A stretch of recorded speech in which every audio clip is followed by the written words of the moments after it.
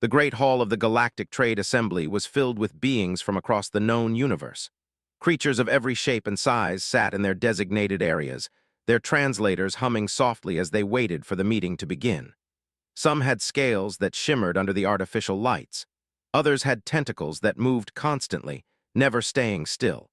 A few were made of what looked like living crystal, their bodies catching the light and throwing rainbows across the walls. High Coordinator stood at the central platform, his tall gray body casting a long shadow across the polished floor. He had 4 arms, each one ending in delicate fingers that could manipulate the smallest objects with perfect precision. His people, had been running these trade assemblies for over 1,000 years. They were known for their calm nature and their ability to solve problems without violence. Today, however, did not feel calm at all. He looked down at the report in his hands, then looked up at the being who had submitted it. Trade Minister of the Collective sat in the front row, her blue skin glowing softly in the way her species did when they were nervous. She had good reason to be nervous. The report she had submitted was causing quite a stir. "Let me make sure I understand this correctly," said, his voice carrying easily through the hall thanks to the acoustic design. "You have employed humans on your mining stations." Stood up slowly. She was shorter than most species in the room, barely reaching what humans would call 5 feet tall, but her voice was steady when she spoke. "That is correct, High Coordinator. 43 humans currently work at our primary extraction facility on the moon designated 7. The reaction was immediate. Gasps filled the air. Several delegates began talking at once, their translators struggling to keep up with the overlapping voices. A diplomat actually fell out of his hover chair in shock, his insect-like body hitting the floor with a loud clatter. Raised all 4 of his hands, calling for silence. It took nearly a full minute for the hall to quiet down. "Trade Minister," he said carefully, "are you aware of what humans are?" "I am."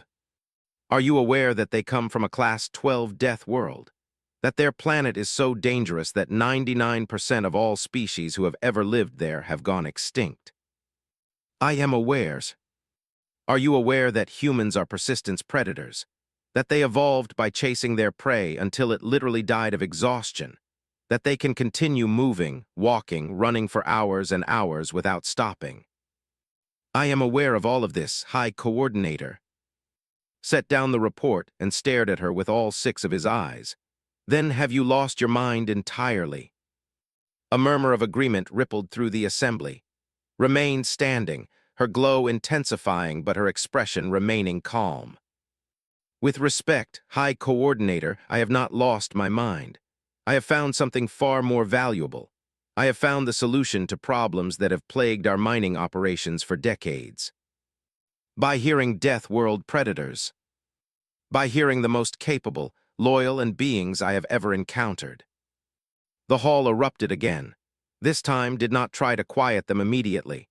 He was too busy processing what he had just heard. In all his years as High Coordinator, he had never heard anyone describe humans in such terms. Dangerous, yes. Terrifying, absolutely. Capable of violence that made even the warrior races of the Outer Rim look tame, certainly. But loyal. These were not words typically associated with the species that had nearly destroyed itself with nuclear weapons before it had even achieved faster-than-light travel. When the noise finally died down, a new voice spoke up. Ambassador of the Empire rose from his seat, his massive frame blocking the light behind him.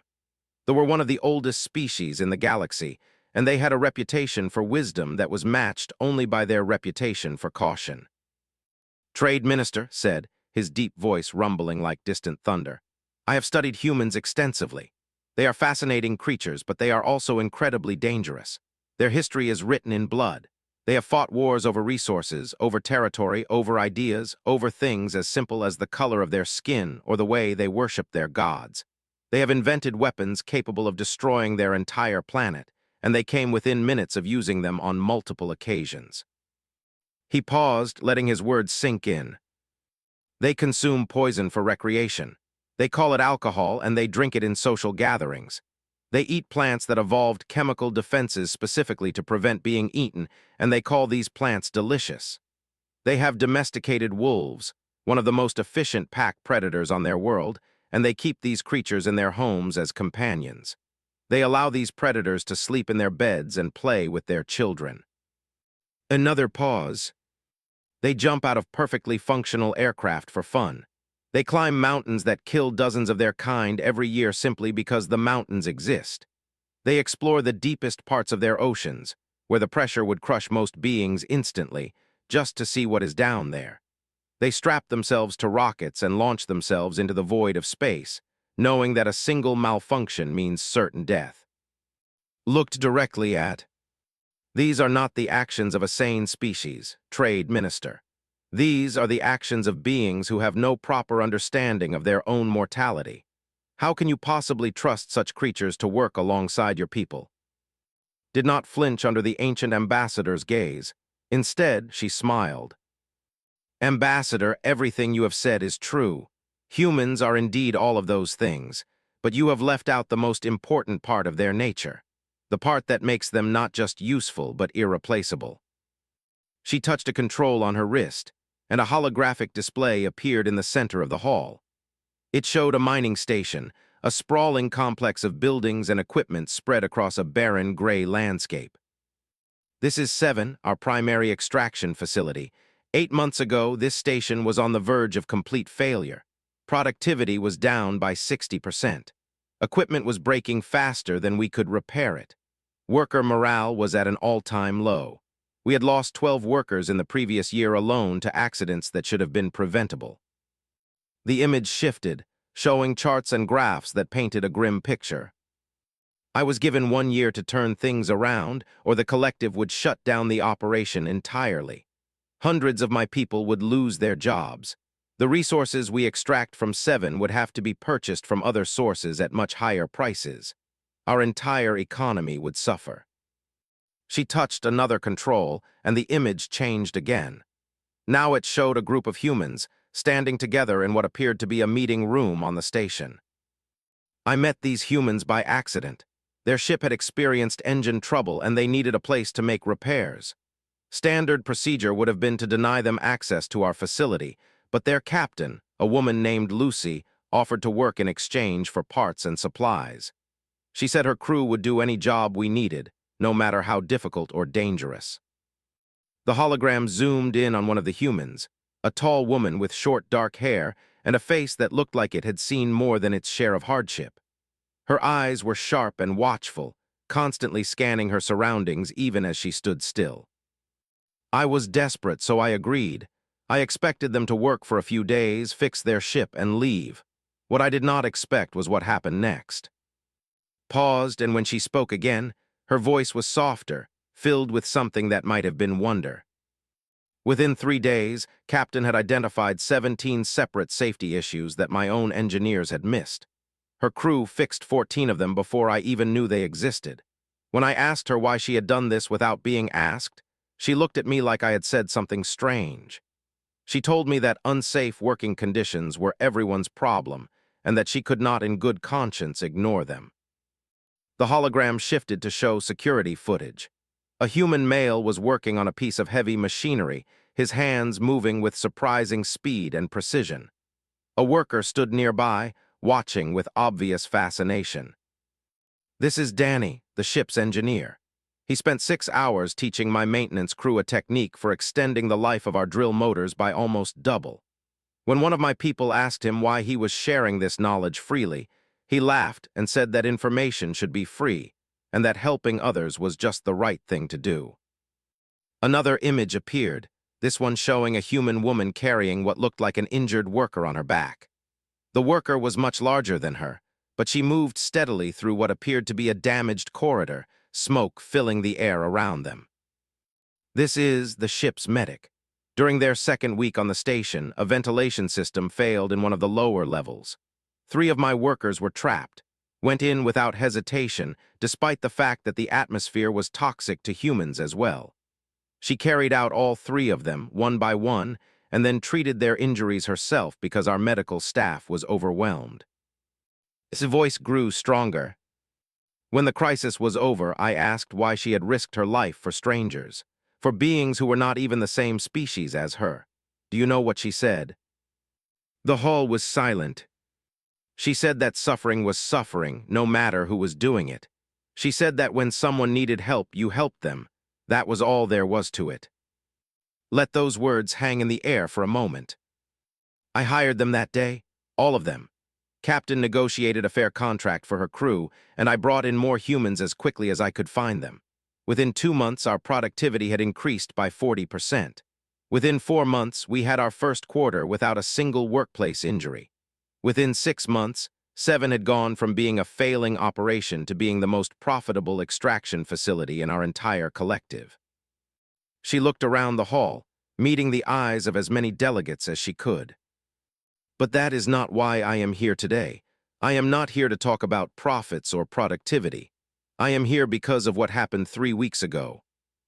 The hologram changed again, and this time the image showed chaos. Emergency lights flashing, debris scattered across corridors, figures running through smoke and dust. 3 weeks ago, 7 experienced a catastrophic structural failure.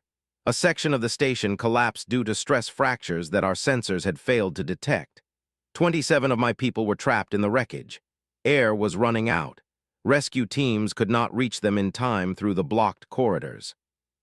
His voice trembled slightly, but she continued. The humans did not wait for orders. They did not ask for permission.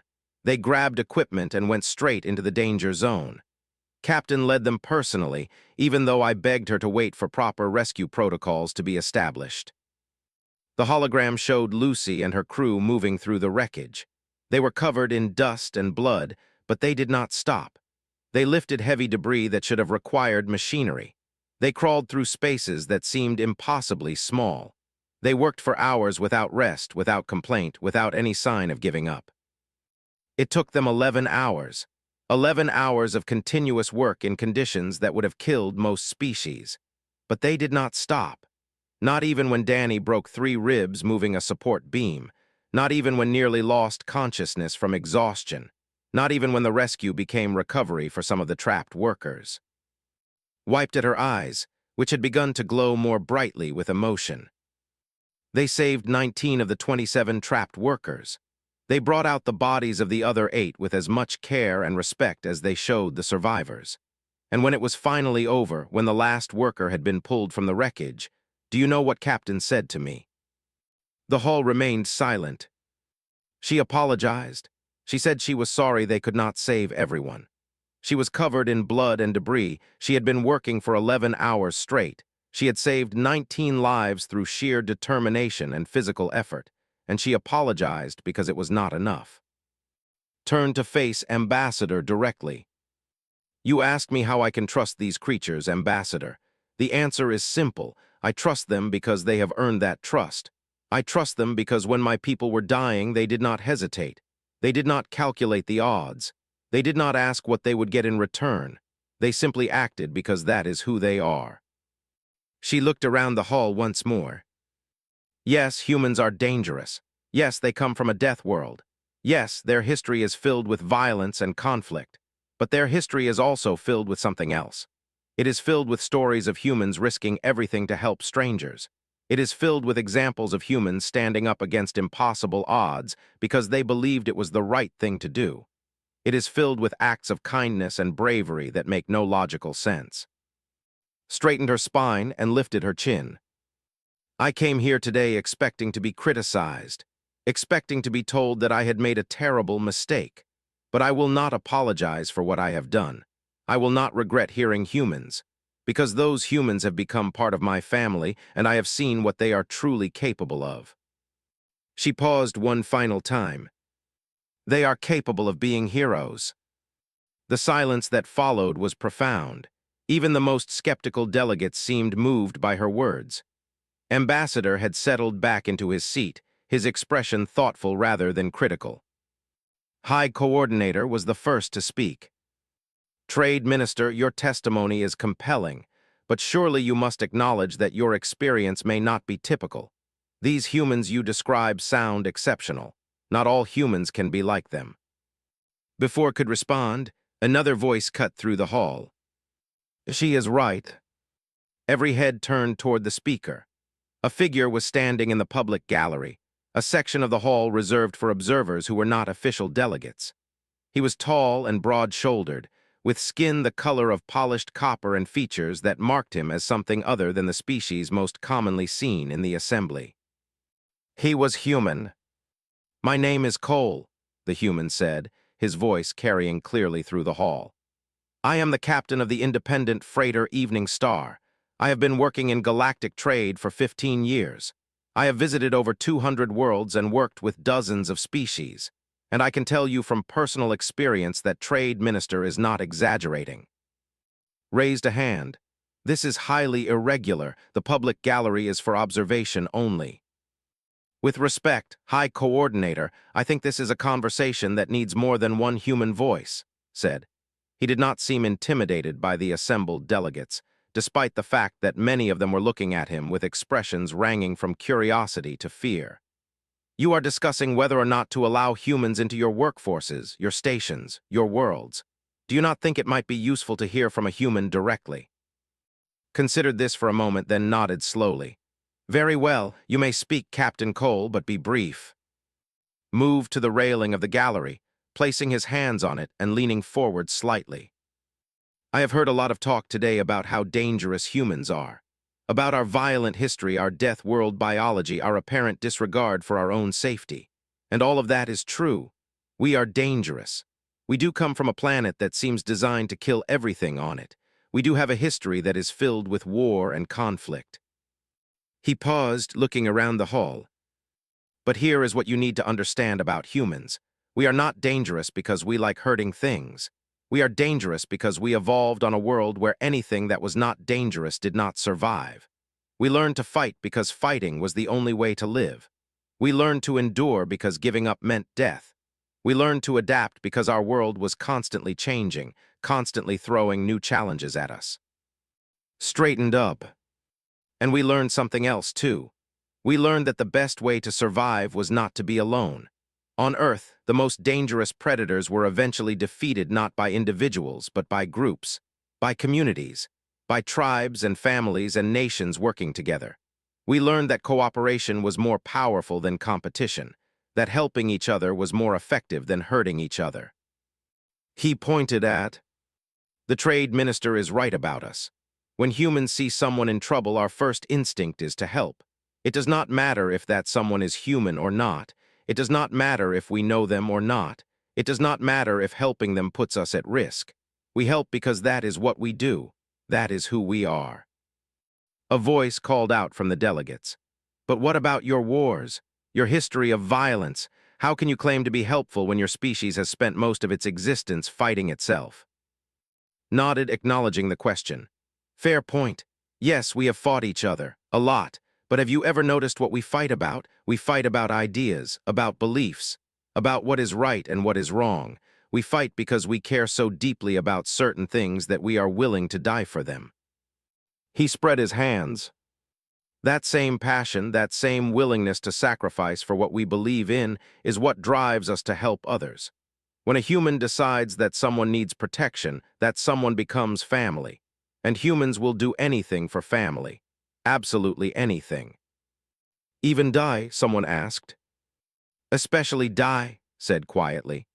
"There is no greater honor for a human than to give their life for someone they love, for someone they have decided to protect.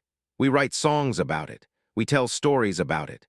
We teach our children that the greatest thing they can ever do is stand up for someone who cannot stand up for themselves." He looked directly at High Coordinator. "You want to know if you can trust humans? Here is my answer. You can trust us to be exactly what we are.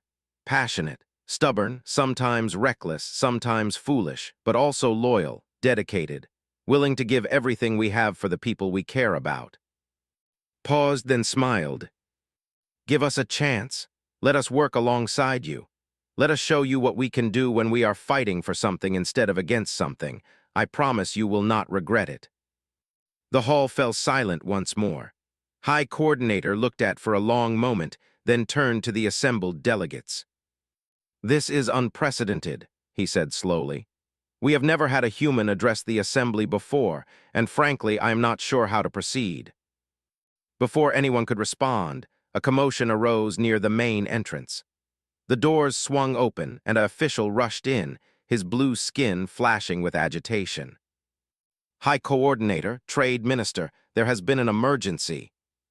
Was on her feet instantly. "What happened?" "7, we have lost contact with the station. Our sensors detected a massive explosion in the southern sector. We do not know how many casualties there are." The hall erupted into chaos. Delegates began shouting questions, demanding information. Was already moving toward the exit, her face pale beneath her blue glow. But was faster. "Trade Minister," he called out, pushing through the crowd. "How far is 7 from here?" 6 hours by standard transport," shouted back. "But rescue ships will take at least 2 hours to mobilize." Was already pulling out a communication device. "Evening Star, this is Captain Cole. Emergency situation. I need all hands ready for immediate departure." A voice crackled through the device. "Captain, what is happening?" "There is a station in trouble. People need help. We are going." "Understood, Captain. We will be ready in 10 minutes. Turn 2, my ship can make it in 4 hours if we push the engines. How many survivors might there be?" "I do not know, hundreds possibly." "Then we are going to need more than one ship." Turned to the crowd, his voice rising to cut through the noise. "Any ship captains in here? Anyone with a fast vessel and a crew willing to help?" For a moment no one moved. Then slowly figures began to rise from their seats. A captain, a freighter pilot, a trader. One by one they stepped forward, offering their ships and their crews. High Coordinator watched this unfold with something like wonder on his face. "Captain Cole," he said quietly, "you realize you are asking people to risk their lives for strangers." Looked at him and smiled.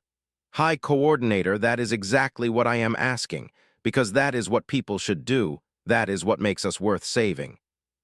Within an hour, a makeshift rescue fleet had assembled in orbit above the assembly world. 17 ships from 11 different species, all following the Evening Star towards 7. Inside his ship, Cole stood at the helm, watching the stars streak past as they pushed the engines harder than they were designed to go.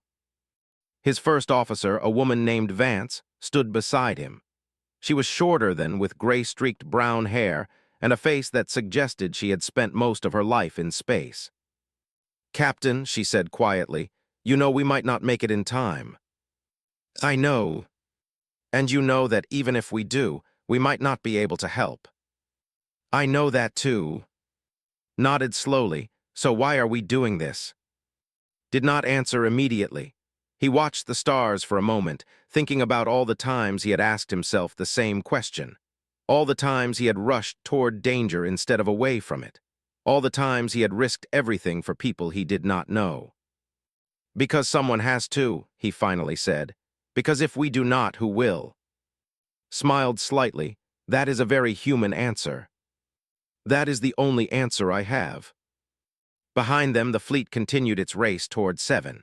Some of the crews had never worked with humans before. Some of them had only heard stories, rumors, warnings about the death world species that seemed too stubborn to know when to quit. But all of them had seen something in that assembly hall. Something in the way Cole had stood up and offered to help. Something in the way other humans had responded to his call. On one of the vessels, Captain was speaking with his navigator. "I do not understand it," the navigator said. "Why did we agree to this? We have no obligation to these people. They are not our allies. They are not our trading partners. They are nothing to us." Thought about the question for a moment. Then he remembered the look on Cole's face when he had called for volunteers. There had been no calculation in that expression. No weighing of costs and benefits. Just a simple, burning need to help. "Perhaps that is the point," said slowly. "Perhaps that is what makes them different from us." "What do you mean?" "The humans, they do not need a reason to help. They do not need an obligation or a contract or a promise of reward. They simply help because they can, because someone needs them." The navigator considered this. That seems inefficient. Perhaps, or perhaps it is the most efficient thing of all. Perhaps it is why they have survived their death world for so long. Perhaps it is why they spread across their planet and then reached for the stars.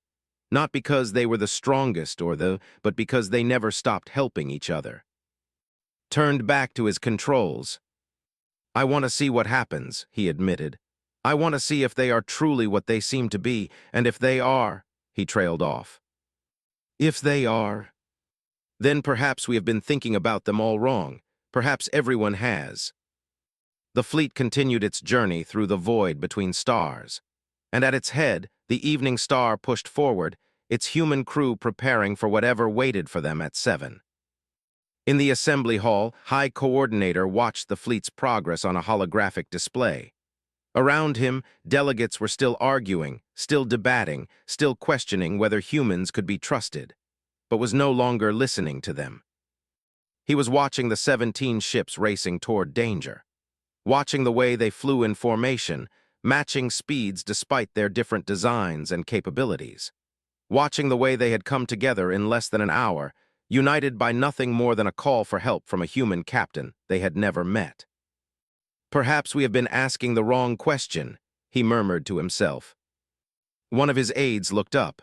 "High Coordinator, we have been asking whether humans can be trusted, whether they are safe, whether they are worth the risk," shook his head slowly. "But perhaps the real question is whether we can afford not to trust them, whether we can afford to turn away beings who will race across the stars to help strangers, whether we can afford to reject the only species in the galaxy that seems to believe helping others is its own reward." He turned away from the display and faced the assembled delegates. "This debate is suspended," he announced, his voice cutting through the noise. "When the rescue fleet returns, we will hear their report. We will learn what happened at 7, and then we will make our decision based on facts, not fear." The hall fell silent. "Until then," continued, "I suggest we all watch. Watch what happens when humans are given a chance to show who they truly are. Watch what happens when they have the opportunity to help." He looked back at the display, where the 17 ships were growing smaller as they raced toward the unknown. "I have a feeling we are all about to learn something important."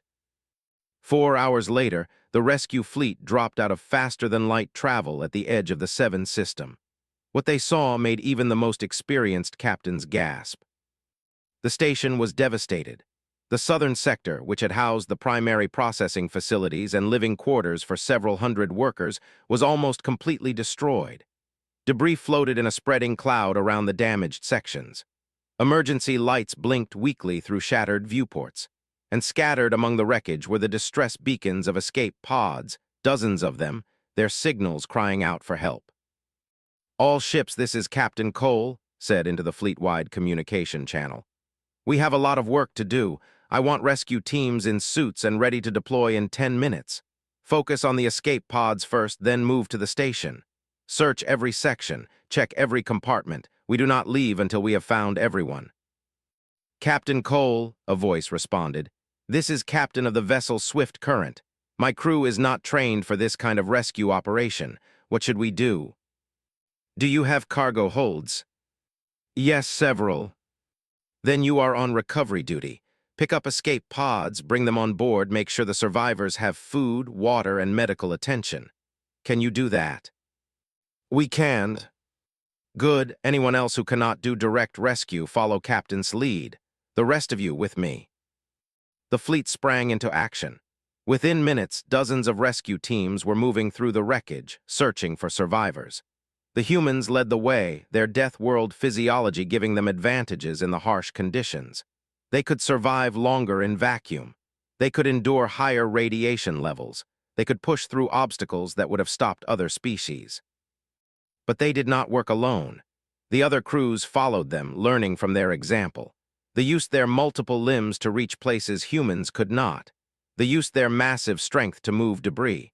They used their precise fingers to operate delicate controls and access sealed compartments. And slowly, survivor by survivor, they began to bring people out. Vance was leading a team through the most heavily damaged section when she heard it. A faint tapping sound, rhythmic and deliberate. She held up a hand, signaling her team to stop. "Everyone quiet, listen." The tapping came again. 3 short, 3 long, 3 short. "That is a distress signal," one of the honor team said. Human pattern SOS, was already moving toward the source of the sound. She found a sealed door, buckled and warped by the explosion but still intact. Behind it, she could hear the tapping continuing. "There is someone in there," she said. "Help me get this door open." The stepped forward, bracing himself against the floor. He grabbed the edges of the door and pulled. Metal screamed and groaned. The door shifted slightly, then stuck. "Again," said, "everyone together." The entire team grabbed the door and pulled. Could feel her muscles straining, could feel the suit's life support system struggling to keep up with her exertion. But she did not stop. None of them did. The door gave way with a sudden lurch, revealing a small compartment beyond. Inside were 7 workers, huddled together around a makeshift air supply. They looked up at the light from the rescue team's suits, their eyes wide with hope and fear. "It is okay," said, her voice gentle despite her exhaustion. "We are here to help. You are safe now." The oldest, a gray-skinned individual with the markings of a supervisor, stared at her. "You are human," he said, his translator rendering his words in flat tones that could not quite hide his amazement. "That is right. We heard stories about humans, but I did not believe." He trailed off, shaking his head. Smiled behind her helmet. "Believe them? Now come on, let us get you out of here." One by one, the rescue teams found survivors and brought them to safety. Some were injured, some were unconscious, some were barely alive, but every single one of them was found, retrieved, and cared for. The humans worked the longest and the hardest, refusing to stop even when their suits began to warn of power depletion. When one human became too exhausted to continue, another took their place. They rotated constantly, never leaving the rescue operation without coverage, never allowing anyone to be forgotten or left behind. After 18 hours, the last survivor was pulled from the wreckage. The final count was 237 lives saved. 43 had been lost in the initial explosion, but not a single additional death had occurred during the rescue. When the fleet finally regrouped, the communication channels were filled with exhausted but triumphant voices. Species that had never worked together before were exchanging congratulations and thanks. Crews were sharing supplies and medical resources. And everywhere the humans were being thanked, praised, and asked the same question over and over again. "Why did you help us?" Cole was standing in the Evening Star's cargo bay, which had been converted into a temporary medical facility, when Trade Minister found him. She looked exhausted, her blue glow dim and flickering, but there were tears running down her face. "Captain Cole," she said, her voice cracking, "I do not know how to thank you." Shook his head. "You do not need to thank me, Trade Minister. This is what we do." "But why? You owe us nothing. You could have stayed at the assembly. You could have let our own rescue ships handle this. Why did you come?" Thought about the question. It was the same question he had been asked 100 times in the last 18 hours. The same question he had been asked his entire life, every time he had run toward danger instead of away from it. "Because it was the right thing to do," he finally said. "Because people needed help and we could help them. That is all the reason we need." Stared at him for a long moment. Then she did something that surprised both of them. She stepped forward and embraced him, wrapping her arms around him despite the differences in their species. "Thank you," she whispered. "Thank you for showing everyone what you truly are." Hugged her back gently. "We are just people, Trade Minister, just people trying to do the right thing." "No," said, pulling back to look at him. "You are much more than that, and I think the galaxy is finally starting to understand that." 3 days later, the rescue fleet returned to the assembly world. High Coordinator convened an emergency session, and the hall was packed with even more delegates than before. Word of what had happened at 7 had spread across the galaxy, and everyone wanted to hear the full story. One by one, the captains of the rescue fleet gave their reports. They described the devastation they had found, the challenges they had faced, the way the different species had worked together to save lives. And every single one of them talked about the humans. Captain of the spoke about how the humans had organized the rescue effort, coordinating teams from a dozen different species, as if they had been working together for years. He spoke about how they had shared their supplies and their expertise freely, asking nothing in return. A pilot spoke about how a human had carried an injured worker for over a kilometer through debris-filled corridors, refusing to leave her behind even when his own suit began to fail. A trader spoke about how humans had treated the survivors with kindness and compassion, offering comfort and support even as they worked to save more lives. And when all the reports were finished, High Coordinator stood and addressed the assembly. I called for this debate to be suspended until we could judge humans by their actions rather than their reputation, he said. I believe we have now seen those actions. He looked around the hall, meeting the eyes of delegates who had once been terrified of humans, who had once argued that they should never be allowed to work alongside other species. The question before us was whether humans could be trusted, whether they posed too great a risk to be employed in our operations and welcomed into our communities. I believe we now have our answer. He paused, letting the silence stretch. The humans who came to Seven did not have to help.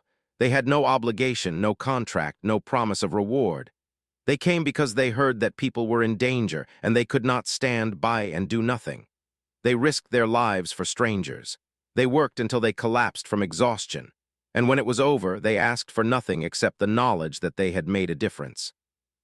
Turned to face Captain Cole, who was standing at the back of the hall with his crew. Captain Cole, on behalf of the Galactic Trade Assembly, I want to thank you and your people. You have shown us something we did not expect. You have shown us that the stories about humans being dangerous were only half the truth. Yes, you are dangerous, but you are dangerous in defense of others. You are dangerous when protecting those who cannot protect themselves. He smiled, an expression that looked strange on his alien features, but was nonetheless genuine. And that is exactly the kind of dangerous we need. The hall erupted in applause. It was not unanimous, there were still skeptics, still those who feared humans, but it was overwhelming. Delegates who had never even spoken to a human before were on their feet, clapping their hands or tentacles or other appendages together. Felt touch his arm. We did it, Captain, she said quietly. We did not do anything except our job, replied. No, said, we did something much more important than that. We showed them who we are. Looked out at the assembly, at the beings who were cheering for him and his crew. At the species who had once feared humans, who were now looking at them with something like hope. Yeah, he said softly, I guess we did. In the weeks that followed, the Galactic Trade Assembly passed a series of new resolutions regarding human employment. The old restrictions were lifted. The old warnings were revised. Species that had once refused to work with humans began actively recruiting them. And something else happened, too, something that no one had expected. The other species began to change. Inspired by what they had seen at Seven, established their own volunteer rescue corps. They began a program to train their citizens in emergency response. They created a foundation to provide aid to disaster victims across the galaxy. They did not do these things because they had to. They did them because they had seen what was possible when beings helped each other without expecting anything in return. They had seen what humans were capable of, and they wanted to be capable of it too. Trade Minister became one of the most vocal advocates for human integration. She gave speeches across the galaxy, telling the story of Seven and the humans who had saved her people. She never tired of describing the moment when Captain had apologized for not saving everyone or the way had risked her life for strangers. They showed us a different way to be, she would say. Not weaker, not less practical, just different, kinder, more willing to sacrifice for others, more willing to believe that helping is its own reward. And slowly, very slowly, the galaxy began to listen. 1 year after the Seven incident, High Coordinator convened a special session of the Assembly.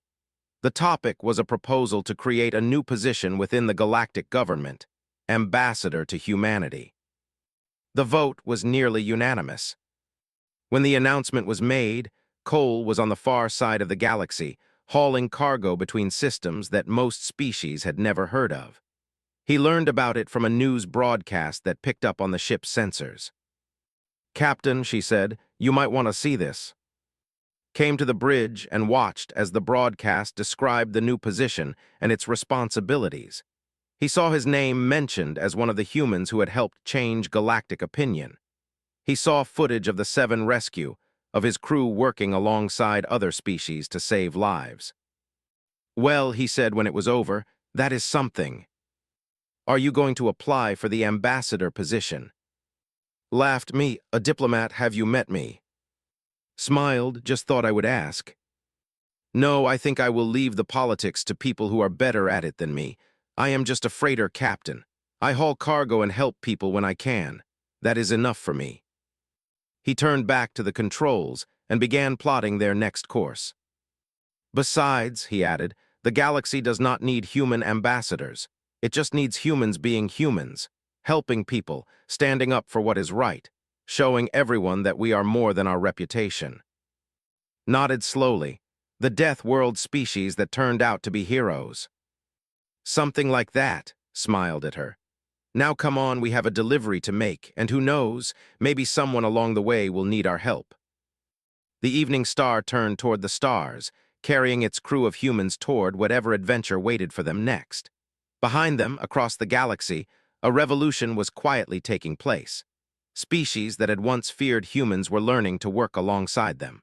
Worlds that had once banned humans were opening their doors. And everywhere, the same story was being told over and over again.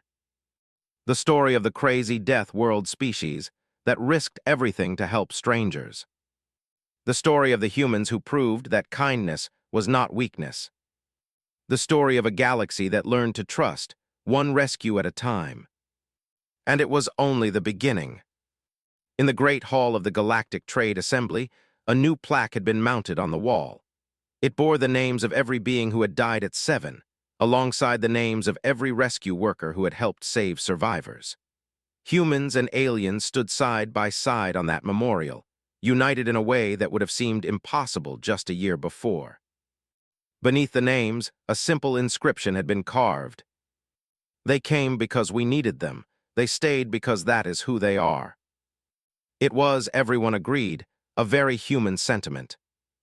And the galaxy was beginning to understand that maybe that was not such a bad thing after all.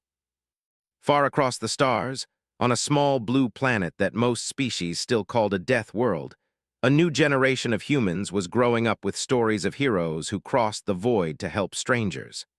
They learned that the galaxy had once feared their kind, and they learned how that fear had been overcome.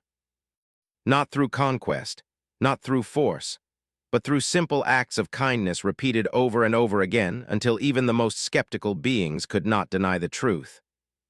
Humans were dangerous, yes, but they were dangerous in all the right ways. And the galaxy was better for having them.